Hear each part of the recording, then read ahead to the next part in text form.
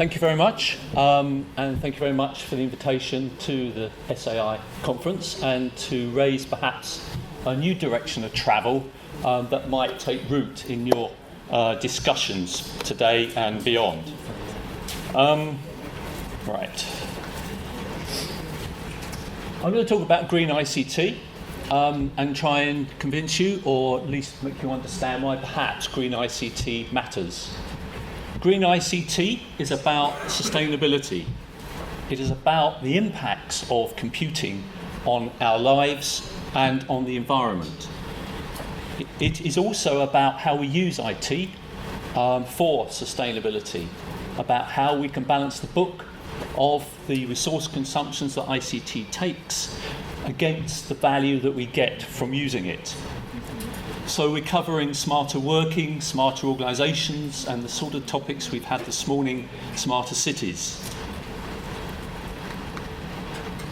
I want to start off with the fact that everything is growing significantly, and underneath all that is a massive amount of data growth. It's currently doubling every couple of years. Where do we store it? What are the impacts of having to provide that storage? Is research keeping up and providing the means to do that more effectively? Challenges. So seizing the data opportunity was a UK data capability strategy put out in 2013, at the end of 2013, recognising that 90% of the world's data was created in the last 2 years. But there's a daily increase of something like 2.5 billion gigabytes of data across the world, equivalent to something like 27,000 iPads a day. And underneath all that, IT is now consuming something like 10% of global power, with 6% likely consumed by data centres. And increasingly, energy is a cost to running data centres, varying from 25 to 60% now of the costs of running other larger conglomerations of data centres that Amazon and Google provide. And we still have 40 or 50% of the world's population to get online. So I'm really talking about here the practical impacts and what we're doing, and trying to understand the value of doing that. The Clicking Green Greenpeace report identified that IT consumption was now ranking on the same level as some countries in terms of its power consumption globally. And underneath all that energy consumption, there is the need to consider the carbon impacts and the pricing and the costs of that energy. So saving energy, I argue, is one of the key elements of a sustainable IT strategy for your organisation, to reduce carbon, to save costs, and release energy and provide opportunity for sustainability across your organisation and with whom you work. Data centres are the queen bees. Moving out to the end user devices, they're still very much consuming significant amounts of power in terms of not only their processing capacity, but the cooling and the infrastructure that needs to go into them. The data capability strategy recognises that we in the UK have one of the largest shares of the global data centre market, that UK-based companies invested something like 2 billion quid in 12-13 in data centre technologies and investments. So it's an economic impact here as well. We need to keep, expand and grow data centres in a way that will be of value to the economy, as well as meeting the social and environmental impacts that we have to consider. Increasingly underpinning our rural and city lives, data is moving into centre play. And we've heard about the smarter city and some of the issues around that. I put a slide in here that I think encapsulates a lot of the infrastructures that we need to overlay and underpin with data in running our cities in the future. So standing back then, what goes under and what supports that data? Data centers, they look good, they're shiny, they look very efficient, but it's getting hard to see them, obscured by clouds. And are they really sustainable? Do they really work and enable our environments to survive, or are they actually now detracting from those environments in our hunger for data? From cradle, the mining, the provision of resources to build computers, to build services on which, and the assets on which they rely, is getting very significant, to the extent now that technologies are being deployed to actually mine landfill sites, to recover minerals in ways that physically mining them from virgin resources will prove much more expensive. To grave, what happens at the end of life? What happens to the stuff we no longer want because we've moved on to the latest gizmo, the latest version of Apple? Are we sure about where the old one is going? Are we generating a climate hell, as one report put out a couple of years ago, or a green heaven? Can we have both? Does it matter? We're not here to save the planet, but want to leave it as we found it for our children. I think sustainable ICT is ensuring that it plays its part in achieving that for our environment. It enables the saving of energy, enables the saving of carbon and pounds and dollars. It saves resources. It can enable us, through looking at things through a green lens, to close the loop, to use less stuff, to generate circular economies so we don't take demands on virgin resources, and to reduce dependencies ourselves in our organisations on external events. And in return for this investment in ICT, we get ICT to deliver savings in transport, staff time, paper. It helps us work and play smartly, to meet when and where we want to and with whom, to share one version of the truth, to get the data we need to compete and survive. So now becoming absolutely indispensable to our lives and how we organise ourselves. So the second half of the talk is really about the best practices and how we in our organisations can look to ensuring that our use of resources is efficient as possible, and that we ensure our sustainability for those organisations and our lives for the future. To do this, I've modelled these best practices on a triangle, which are called the virtuous triangle for green IT. At the top, at the apex, we have reducing the environmental impact of ICT systems. The bottom left-hand corner, we have using ICT to facilitate sustainable processes and lives. And the bottom right-hand corner, perhaps most critically, how do we actually measure and show an improvements in the way we are using our ICT systems?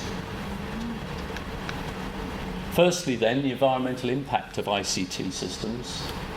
Looking at a very simple model from production through operating the devices to reuse and disposal.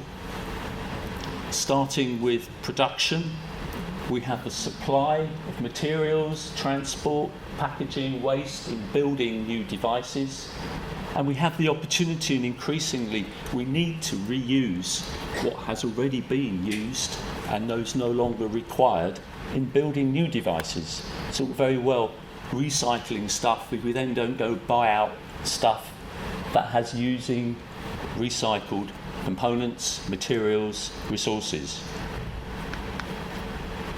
So sourcing IT is about buying less, but it's also about sharing more. It's about balancing, sweating the asset, making it last as long as it can, or buying smarter stuff that actually in the end saves more energy and removes some reliance on external resourcing. It looked towards going for single richer devices, looking at multifunction printers, looking at bringing devices together, phones and data, analog and data onto smartphones is a significant step forward. but huge increase in demand in the data to support them. Move to services from assets, looking at cloud first, assuming that the cloud is a great means of sharing computer capacity that perhaps at the moment you don't share in the organisations and the data centres your organisations are using. Align assets used with environmental standards. There's a lot of good practice and standards out there now that will ensure at least a minimal level of environmental impact. Close the loop. Buy stuff that is constructed from materials you have recycled. What about in use? Operating the IT device. Essentially, the fact here is one of switch off. It was the age-old traditional approach to saying, well, how do I save power, how do I save money, how do I work efficiently with my device, which I think has now been overtaken about how do I maintain my battery for as long as possible. So you're looking at techniques that minimise that. You're looking at services on your mobile phones, as we were talking earlier, that seek to minimise when you're actually doing data transfers so that you can minimise the energy that is being consumed, or optimise when it is consumed. You're looking at changing behaviours. You're looking at ways in which people use materials and resources when they're running their IT systems during the day. We're looking at embedding best practices in how people work. We're looking at heat. Can we do the recycling of heat back in to produce power? A challenge that has always been there, technology's been there, but how often is it deployed? We in the data center world have undertaken significant steps through virtualization, through moving to the cloud, enabling us to share resources, enabling us, I think, to focus more clearly on the waste that is there in the current data center structures. And I think it's something that we all need to consider in terms of where we work in our organization, is how that data is being stored, whether it is virtualized, whether we're in a position to move ourselves to the cloud. So that after virtualization, you can actually reduce the amount of storage that is unused by consolidating on fewer devices. Doesn't always work. A lot of the systems in the UK government in particular are legacy systems, or systems that have been tuned up to provide and support the specific software that is running on them. They're not generic, so they don't survive cloudification or the move to this pay-as-you-go internet servicing. Once you've done that disaggregation and then consolidation, you could look at ways in which different types of applications can be grouped together to ensure perhaps that they are not on 24/7, that you can run down applications, you can run down servers and centres when not in use, and maximise the time for when they're powered up. Some research we did with IBM and DEFRA looked at PUE, which is sort of the level of cooling required as a proportion of the total power, and it was pretty clear that consolidation provided a significant increase in the amount of efficiency and efficient cooling you could achieve if you were able to consolidate servers into larger data center provisions. Cloud is a name. It often maybe doesn't mean much other than a cloud to people. I've put a slide in here that seeks to clarify how the cloud is structured, certainly in how we use the cloud services within the UK, moving from everything in terms of just providing a simple infrastructure platform service all the way through up the stack towards providing a hosted application. And quite important to understand what services provide, what service levels are set at each of those provisions in providing and accessing and purchasing cloud services. Moving on to disposal, the whole life cycle. Can we do this feedback loop? In the UK, we have something called the waste hierarchy, where we seek to move from repair through reuse and refurbishment for other purposes, to recycling, and then to reclaiming and taking materials out of the resources that we no longer need, so they can be used in new materials and new assets.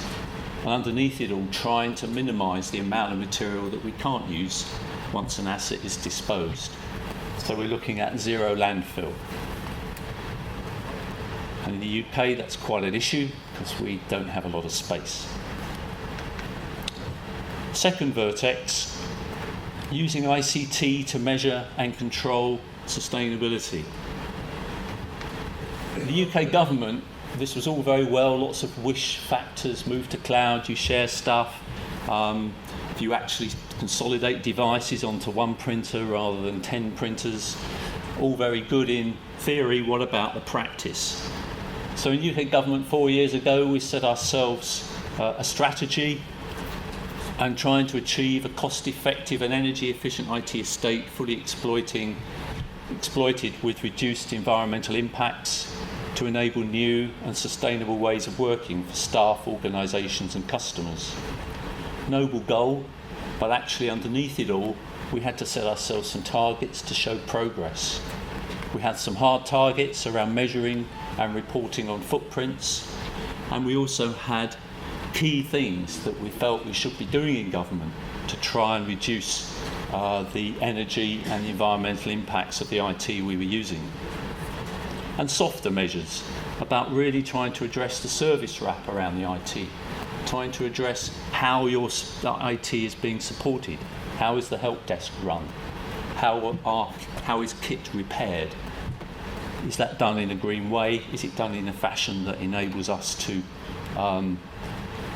minimise the resource overheads in those activities. We developed a footprinting tool with JISC, which is the Joint IS Committee for Higher Education in the UK, looking at the footprints all the way from HPCs through to audio-visual devices and phones. We developed a spreadsheet to show that. Simple things, just looking at numbers, looking at estimates for the profile of use over a year, and where possible feeding that with actuals so that we measured and did random sampling of types of devices so we could get some really useful and meaningful factors. And using that, we've established last year our second footprint, and we used a measure showing the average footprint taken by the IT devices that were being deployed per member of staff. So they were able to provide something that was a little more resilient year on year as a time series for showing progress. So that showed progress from the previous year, looking at the savings we were able to achieve in terms of kilowatt hours per member of staff across UK government departments, and clearly highlighting that the move to cloud was underway, that the amount of server power consumption was reducing significantly. The second target, the second measure we used was roadmap assessment. We set ourselves some key target outcomes to actually say, well, as well as just trying to measure something, what actually have we done? What is going to be there for the future? And we set 14 of those for departments to use, up to 10 of them. Some departments were heavily dependent on some aspects of computing, like the Weather Office, the Met Office in the UK, massive big blue computer. End user computing didn't make a lot of sense in those circumstances. The power is clearly heavily concentrated in big blue. And looking at that roadmap, we then got departments to report transparently progress, so they could show the number of key target outcomes they were achieving, and the number that they had in progress towards that target of 10.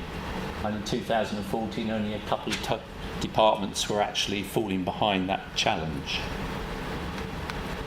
We then looked at the softer side, the maturity model, trying to establish how we could embed changes in behaviours and towards more sustainable practices in the IT organisation and how services were procured and delivered.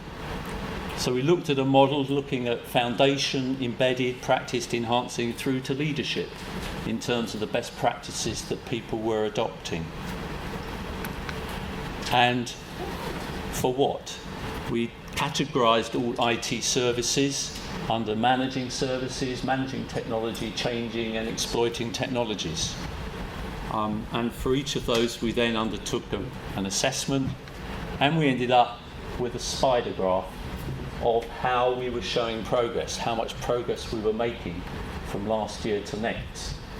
The green arrows are affecting the level achieved, so the dotted line is for the achievements we made the previous year, and the single line is where we now are at in terms of each of these categories. And the red is the line of aspiration. How much further do departments think they can go towards 100% adoption and moving towards a leadership level? So I think you can see that progress is being made, that we're actually able to show that the investment in the green practices is being taken up and delivering those footprint savings. But also to understand where departments are having trouble, where there are aspects of computing that are proving more resilient to change, and where we perhaps, in the unit that I've been running, need to help departments more in making progress. Thirdly, moving on from measurement, what about the use we make of IT? Clearly in an organisation, IT has the potential to save business travel, to enable electronic customer services, to move from paper, reduce physical interactions, to look at resource optimisation, space optimisation, looking at better use of buildings, knowing where people are in buildings. We've had the privacy issues raised this morning, but what's the practical use we can make of that to save building space? Being able to put people together on certain floors and shut off other floors so that there's no power consumed or other resources for those floors, can all help save an organisation's footprint and its energy costs, and also its office space charges. And more importantly, looking at linking green IT as an enabler, in the wider organisational strategies for doing those more efficiently and effectively. And underneath it all, UK governments had a huge drive towards going digital for our customers. Some research was done 2 or 3 years ago now, looking at the amount of government transactions that were being carried out online compared with the amount of people who were online, and it was seriously falling short. And it was pretty clear that online is cheaper. Some pricing was done that showed we were moving from something like a phone call charge for dealing with a customer complaint or query of about £2 to something like 15p to run it online. So some clear parameters there to achieve cost efficiency and saving in going digital. Digital by Default is a program we set up, and the progress on that has been significant. In 2013, all 21 central departments are now publishing on gov.uk website. In 2014, we've got all the arm's length bodies in the UK government, the agencies, the executive agencies and the non-departmental bodies to use gov.uk. And all new customer services from last year are now being delivered digitally. And by 2015, a couple of months ago, we've got 3 key transaction services delivered out of those 21 services delivered online. We've got service managers appointed for those, and we've got commitments and financing available now to tackle the others. Underneath all this, there's a whole change for how we work in our organisations to enable these savings. Using internet tools, I've provided a list here, I'm not going to go through them now, but more importantly, looking at the way we work. In the UK government, we've adopted a Way We Work campaign, TW3, that looks at the physical, the cultural and the virtual changes that we need to take in working more flexibly ourselves. looking at the working environments, looking at the technologies required to do that, and the culture change that is required. The vision that we have in government is now to focus on outcomes, not process, to collaborate with others more readily, to maximise productivity. We're looking at changing behaviour from the traditional my desk, I own my desk, I put my photos up around it, through to my space, through to our space, looking at shared spaces within which we work, through to any space that I can now work wherever I wish, and any place. So, huge culture change, I think, for a lot of those us in government, which we're now pushing through and trying to help people achieve with different workspaces, different technologies to realise these benefits. We have some real big challenges ahead to try and achieve this, and part of that is providing the sort of measurements and feedbacks that we're using to promote the sustainable agenda. We're looking at trying to develop a standard based on work styles so that people will work differently, and I think that's one of the key things that we need to consider in the earlier discussions this morning, that there's a context the way around people behave. There could be different contexts within which we will behave differently. There's no one generic set of patterns for our lives at work. And there's a maturity model. We're looking at building a maturity model to try and understand the service wrap around those changes to how we work. And do we all want to work on the beach? It's a question I'll leave you with. So in conclusions, a wide canvas, applying the green lens can help you save money, time, resources, and help your organisation survive, become less dependent on external events. Know where you are to target your hotspots. Do the measurements, understand where you are currently wasting money or capacity. Look at sustainable IT and ICT for sustainability. It's about behaviours and cultures. It may not just be another movie show. It may be something that might happen to you one day. I'll put some links at the end, and I'm out there on the stall for the BCS. We run a Green IT group. Happy to talk with people after the session. Thank you. Thank you very much.